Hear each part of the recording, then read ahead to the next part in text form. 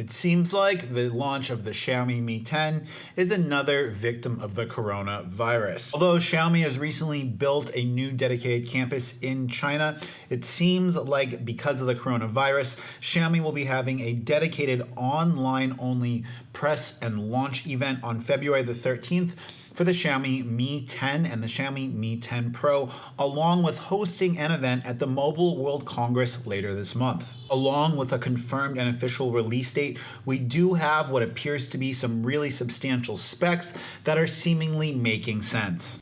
The Mi 10 along with the Mi 10 Pro are set to launch with a curved 90Hz AMOLED display with a punch hole in the upper left-hand corner. Following Xiaomi's recent trend of going with in-display fingerprint scanners, it's likely to also support an in-display fingerprint scanner. You can expect the overall design, appearance, and aesthetic of the Xiaomi Mi 10 to be very similar to that of the Xiaomi Mi Note 10, which I must say for a Xiaomi device felt extremely premium, had excellent haptics, great in-hand feel, and overall it was really pleasurable to use.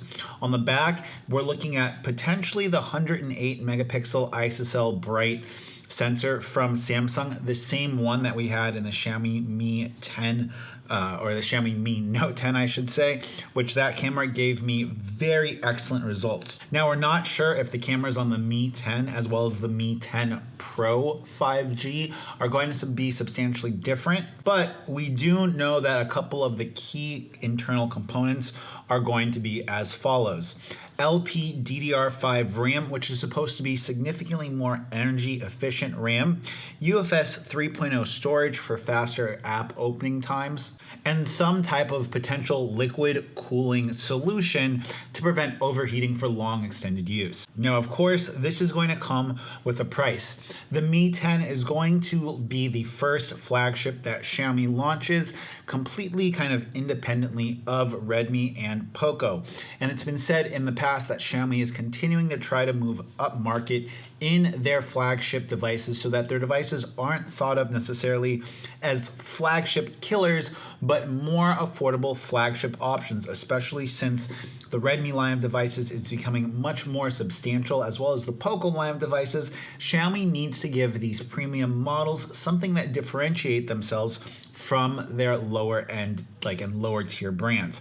So in regards to price for this, we are looking at the 8GB of RAM, 128 gigabytes of storage option, starting at around $600. I would say that for most people looking to pick up the Mi 10, the base price or the average price of it, I think is going to be probably around the $550, $600 mark. If you're going to be buying it outside of China, obviously expect for a markup on resellers.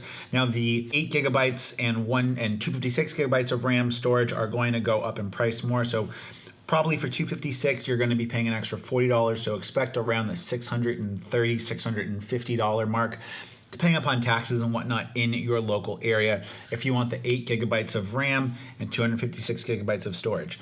Now, the Pro model variant is said to be coming with a higher base amount of RAM, more than 8 gigabytes. So we're going to see potentially 12, I'm thinking maybe even 16 gigabytes of RAM on the Xiaomi Mi 10 models. I think that they want to be the first cell phone company to really giving people a device that can just leave all of your apps open in the background. Super fast RAM, and a ton of it would basically allow you to never need to close out of an app in the background, giving you seamless app switching essentially. As it is right now with my K20 Pro, and even my Mi Pad 4 running an older generation Snapdragon 660 SoC, going between apps that are still held in RAM is quick.